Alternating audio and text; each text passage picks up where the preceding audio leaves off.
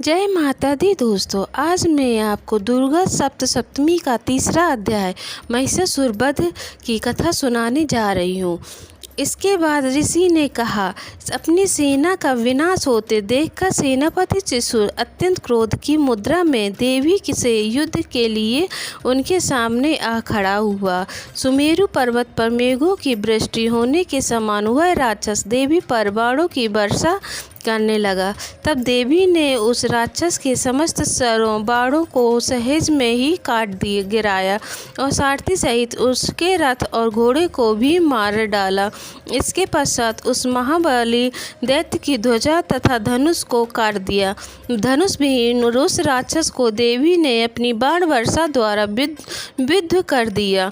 वह राक्षस अपने धनुष तथा रथ के विनाश से व्यथित होकर तलवार और ढाल लेकर देवी पर टूट पड़ा। उसने अपनी तीक्ष्ण तलवार से देवी के वाहन सिंह पर प्रहार किया और साथ ही शीघ्रता से देवी की बाईं भुजा पर भी। हे राजन, वह तलवार देवी की भुजा का स्पर्श करते ही खंडित होकर गिर पड़ी। अपने सभी बारों को निष्फल होते देखकर दानव ने अत्यंत कोप करके अपने हाथों में शूल ले लिया। देवी को लक्ष्य करके उस महादानव ने अपने शूल को देवी की ओर फेंका। आकाश से पतित होते हुए सूर्यमंडल के समान वह शूल चमक उठा। अपनी ओर उस शूल को आते देखकर उसके प्रतिरोध में के निमित्त देवी ने भी अपने शूल को निक्षेपित किया। देवी के शूल से टकराकर उस दानव का शूल 100 खंडों में टूटकर बिखर गया। इसके विपरीत देवी के चलाए हुए शूल के द्वारा महाबलवान दानव के प्राण निकल गए। सेनापति त्रिशूर की मृत्यु के बाद चामन नामक दैत्य गजारूढ़ होकर देवी के सामने युद्ध के लिए तत्पर हुआ। देवी के सामने पहुंचते ही अपनी ओर से उसने शक्ति चलाई, जिसके प्रत्युत्तर में देवी ने एक अपनी हुंकार से ही उस राक्षस को आहत करके भूतल पर गिरा दिया। अपनी शक्ति को चूर्ण होते देखकर चामर बहुत ही क्रुद्ध हुआ। उसने देवी पर शूल का प्रहार किया, परंतु अपने बाणों के द्वारा देवी ने उसके शूल को काट दिया। इतने में अवसर देखकर देवी के सिंह ने हाथी के मस्तक पर छलांग लगाई और दानव के साथ भयंकर युद्ध करने लगा। वे दोनों लड़ते लड़ते हाथी से नीचे उतर आए और अत्यंत वेग से परस्पर देवी का सिंह आकाश की ओर प्रबल वेग से उछाल पड़ा और भूतल पर पतित होते समय अपने पैने पंजों की मार से चामर दैत्य का सिर काटकर धड़ से अलग कर दिया। इसके अनंतर उदग्र नामक दानव प्रस्तर खंडों एवं वृक्षों की चोट से घायल होकर देवी के हाथों मारा गया एवं कराल नामक दानव भी मुक्कों, थप्पड़ों तथा दंत छत से घायल होकर अपने प्राण गंवा बैठा। अपनी गदा के प्रहार से देवी ने उद्धत नामक राक्षस को यमपुरी पहुंचा दिया। भिंदीपाल नामक हथियार के द्वारा बाष्कल एवं बाणों से ताम्र और अंधक राक्षसों को धराशायी कर दिया। अपने त्रिशूल द्वारा परमेश्वरी ने उग्रास्य, उग्रवीर्य एवं महाहनु नामक दैत्य का वध कर डाला। अपनी तलवार के सहारे देवी ने बिडाल दानव के मस्तक का उच्छेद कर दिया। अपने प्रखर बाणों द्वारा देवी ने दुर्धर एवं दुर्मुख नामक दानवों का सफाया कर दिया। अपनी सेना का क्षय होते देखकर महिषासुर भैंसे के रूप में देवगणों को त्रस्त करने लगा।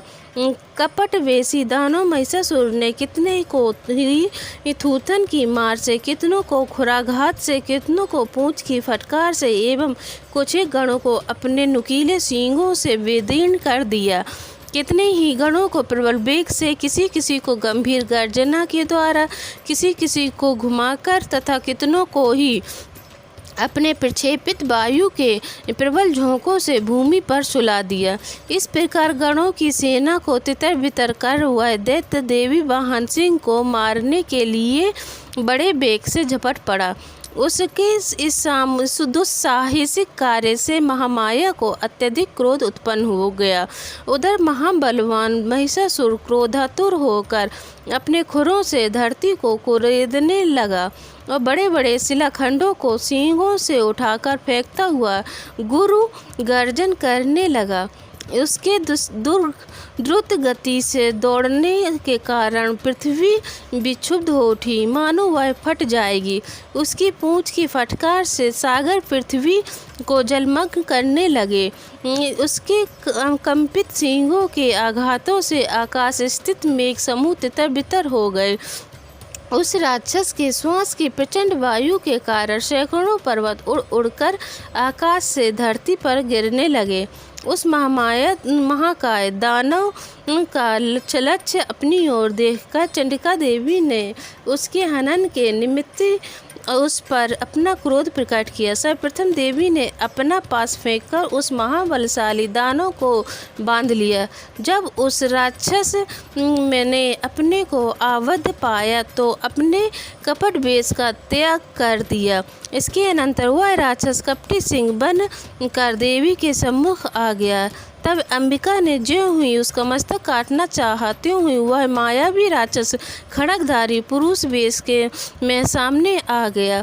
देवी ने महिषासुर को उसी क्षण उसके ढाल तलवार सहित अपनी बाण दृष्टि के द्वारा भेद दिया। अब वह राक्षस कपटी गजराज के रूप में अपनी सूंड की सहायता से देवी के विशालकाय सिंह को अपनी ओर खींचने का विफल प्रयास करने लगा और साथ ही चिंघाड़ने भी लगा। खींचने की कुचेष्टा करते ही देवी ने उसकी सूंड को अपनी तलवार से काट दी। इतना होने के पश्चात उस महाशक्तिशाली दानव ने पुनः अपने भैंसे वाले पूर्व रूप को धारण कर लिया तथा चराचर जीवों समेत संपूर्ण त्रैलोक को संतप्त करने लगा। उस राक्षस की ऐसी उद्दंडता देखकर जगजननी चंडिका देवी बार बार मधुपान करते हुए अट्टहास करने लगी। वह मदान्वित दैत्य भी उद्धत होकर गंभीर ध्वनि करने लगा और अपने सींगों पर पर्वतों को उठा उठाकर देवी पर उछालने लगा। उस दानव द्वारा शिलाखंडों को अपने बाणों द्वारा देवी भी चूर्ण करते हुए कहने लगी। उनका मुख मधुपान के प्रभाव से बोलते समय रक्तिमम हो उठा था और उनकी बाणी भी लड़खड़ाने लगी थी। तब देवी ने उस राक्षस से कहा, अरे मूढ़, मैं जब तक मधुपान में रत हूँ तब तक तू निर्भय होकर गरज ले। अभी मेरे हाथों से तेरी मृत्यु होने पर देवता लोग भी गर्जन करने लगेंगे। ऋषि ने कहा। इतना कहने के साथ ही देवी ने उछलकर उस राक्षस को दबोच लिया और उस पर सवार हो गई। अपने पैरों से दबाकर देवी ने अपने शूल से उसके कंठ प्रदेश में प्रहार किया। दबाव के चंगुल में जकड़ने होने पर भी महिषासुर अपने मुख से दूसरे रूप में बाहर निकलने की कुछ चेष्टा करने लगा। अभी तक वह आधा ही निकल सका था कि देवी ने अपने बल से उसका निकलना रोक दिया। वह दानव अर्ध निर्गतावस्था में ही विद्यमान रहकर देवी से युद्ध करने लगा।